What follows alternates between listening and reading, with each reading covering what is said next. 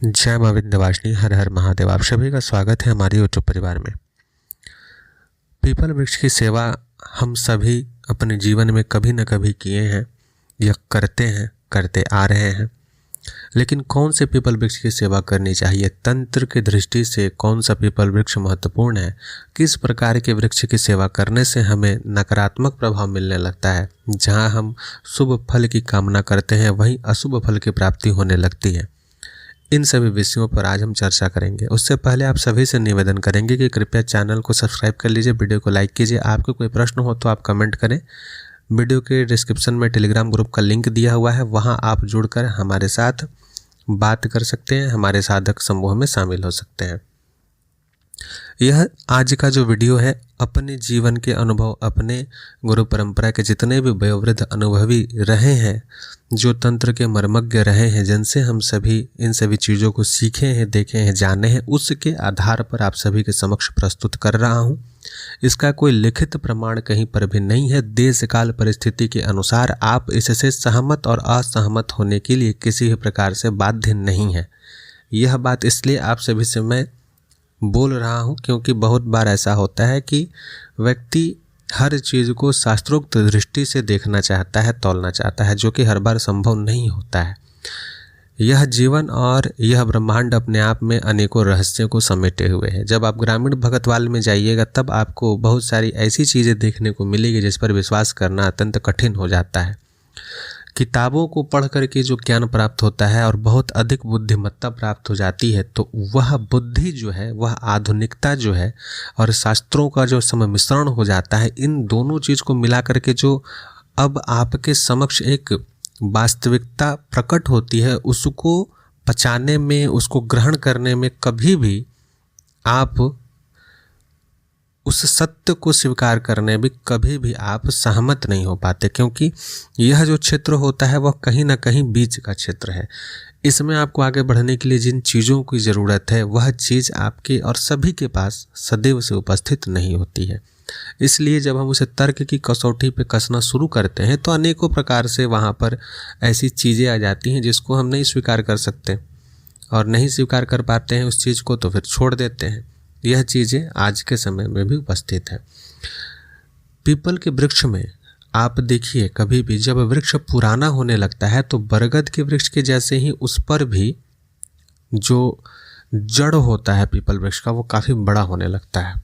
और ऐसा पीपल वृक्ष जो है अगर मंदिर में स्थापित है तो वह सर्व पूज्यमान माना जाता है, क्योंकि पीपल वृक्ष में भगवान नारायण सदैव उपस्थित रहते हैं। वहाँ शनि की दृष्टि से बचने के लिए भगवान सदाशिव नित्य उपस्थित थे। एक समय जो कथा आती है जिसके जड़ों में, तनों में, पत्तों में, शाखाओं में, अलग अलग स्वरूप में नारायण नित्य उपस्थित रहते हैं। इस ब्रह्मांड की जितनी भी शुभ शक्तियाँ हैं सभी वहाँ उपस्थित रहती हैं।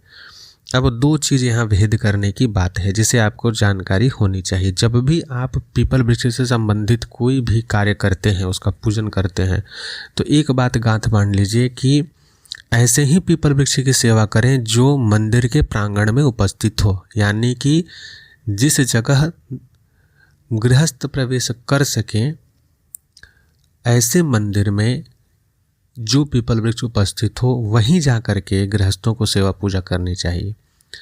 किसी भी ऐसे पीपल वृक्ष की सेवा ना करें जो कि शमशान भूमि पर हो, किसी ऐसे जगह में हो जहाँ कोई आता जाता ना हो, निर्जन भूमि हो, वन में हो। इसके पीछे का कारण स्पष्ट रूप से जानिए। जब हम और आप यह जान रहे हैं कि भगवान सदाशिव के गण सभी कोई होते हैं, भूत प्रेत पिशाच ब्रह्म राक्षस डाकिनी साकिनी सभी कोई, भगवती के भी ये गण हैं अनेक स्वरूपों के, नारायण के भी गण हैं, माँ भगवती लक्ष्मी के भी ऐसे ही अनेक प्रकार के गण हैं। तंत्र मार्ग में आप जाइएगा तो बहुत कुछ जानने को मिलेगा। सामान्य में आप केवल जानेंगे कि भूत प्रेत जो गण होते हैं वो सिर्फ सदाशिव के होते हैं। लोक देवता, क्षेत्रपाल, इन सभी के विषय में जब आप जानिएगा, इन सभी विषयों में और अंदर तक जाइएगा तो आपको अनेकों अनेक भेद मिलेंगे जिसको आप समझिएगा। तब आप जो है बोलेंगे कि ज्ञान पा करके वैराग्य होगा कि हाँ कैसे क्या है। बिना जाने जब हम ऊपर ऊपर से देखते हैं तब यही लगता है कि हनुमान जी से तो भूत भाग जाएंगे। आपको जान करके आश्चर्य होगा कि हनुमान जी के ऐसे भी स्वरूप हैं जिनकी सेवा में सिर्फ भूत प्रेत ही रहते हैं। तो अब यह बात शास्त्रीय दृष्टि से आप देखिए कहीं लिखा हुआ ऐसा तो नहीं है, आप इस हिसाब से जाइए तो सभी चीज़ें आपको उल्टा नज़र आएगा। तो तंत्र अपने आप में बहुत विस्तृत है, उसे समझ पाना हर किसी के लिए संभव नहीं है, तो इसलिए अनजाने में हम लोग कुछ गलतियां कर देते हैं। तो जब पीपल वृक्ष पे सभी प्रकार की शक्तियां सदैव उपस्थित रहती हैं, तो भला जो यहाँ नकारात्मक शक्तियां हैं वो क्यों ना उपस्थित हो, वो क्यों नहीं वहाँ उपस्थित होंगी, उन्हें भी तो शांति चाहिए। इसीलिए जब इस संसार से हट करके जहाँ निर्जन का क्षेत्र हो, जिस जगह में सामान्य मनुष्य आता जाता नहीं हो, ऐसे क्षेत्र में जो भी वृक्ष उपस्थित होते हैं उस जगह पर ऐसी उग्र शक्तियाँ, नकारात्मक शक्तियाँ जो हैं वह भी जाके स्थित हो जाती हैं। विशेष करके तंत्रोक्त उतारों में या किसी के ऊपर किसी प्रेत का आवेश इत्यादि आया हो, उन सभी का जब भी बंधन किया जाता है, उतारा किया जाता है, तो ऐसे वृक्षों में ले जा करके उन्हें स्थान दे दी जाती है। विशेष करके ब्रह्म राक्षस से संबंधी जितनी भी समस्याएं आती हैं उसका तत्काल उपाय दो तरीके से किया जाता है, एक तो पीपल वृक्ष से और दूसरा गाय का जो खूंटा होता है जहाँ गाय को बांधा जाता है, इससे। तो अगर आसपास गौशाला है तो जाने अनजाने में लोग उस पर बांधाते हैं, अगर जानकार व्यक्ति है तो स्वयं जा करके बांध सकता है। या तो दूसरा उपाय आता है कि पीपल का वृक्ष निर्जन स्थान में हो, उस जगह में चाहे वो लंगोट, जनेऊ, खड़ाऊ और लाठी इत्यादि, धोती इत्यादि चढ़ा करके आपको रखा हुआ मिले, या उस जगह में किसी प्रकार का मदिरा रखा हुआ मिले। इन जगहों से इसीलिए इन सभी चीज़ों को कभी उठाना भी नहीं चाहिए, क्योंकि किसी न किसी का उतारा करके ऐसे जगह में चढ़ा दिया गया। और जब आप किसी भी कारणवश बिना जानकारी के ऐसे वृक्ष में जाकर के जल अर्पित कर देते हैं, दीपक जला देते हैं, तो उसका जो फल आपको प्राप्त होना चाहिए वो इसी कारण से नहीं मिल पाता, क्योंकि जो शक्तियाँ हमारे बिल्कुल निकट के वातावरण में उपस्थित है वह सबसे ज़्यादा प्रभाव आपको देंगे, क्योंकि उनका जो मूल गुण है वह यह नहीं है कि आप किस विचार से वहाँ गए हैं, भगवान की सेवा के लिए गए हैं, उनकी कृपा के लिए गए हैं। जो सबसे पहले आपके संपर्क में आएंगी वो शक्तियाँ रहेंगी जिनको वहाँ स्थान दिया गया है, और वो उस हिसाब से आपको प्रभावित करना शुरू कर देंगी। अब अगर गलती से आप किसी ऐसे वृक्ष के पास जाकर के धूप दीप जला करके आ गए, भोग लगा करके आ गए, अनजाने में जिस जगह इस प्रकार की शक्ति है, तो उसके प्रभाव से जहाँ आपका भला होना चाहिए वहाँ अनिष्ट होने लगेगा। और यह जरूरी भी नहीं है कि अनिष्ट हो सकता है कि वह शक्ति शुद्ध, सात्विक और तामसिक ना हो, वह एक देवकोटि की शक्ति हो, नकारात्मक होते हुए भी उसके विचार वैसे ना हो। यह आपके और हमारे सोच से बाहर की चीज़ है। तो ऐसे कंडीशंस में हो सकती है आपका भला भी कर सकती है, लेकिन कहीं ना कहीं कालांतर में आपको वह तकलीफ दे सकती है। अगर लग गई साथ में तो आपको फिर दिक्कत हो सकता है। तो यह अनिश्चित है, तो ऐसा रिस्क लेना ही क्यों। तो कभी भी रास्ते घाट के, चौक चौराहे के, निर्जन क्षेत्र के, शमशान भूमि के पीपल वृक्ष इत्यादि पे किसी भी प्रकार का फूल, किसी भी प्रकार का दूध, मिठाई, ये सब चीज़ चढ़ाना या पूजा बत्ती करना कभी भी स्वयं से नहीं करना चाहिए।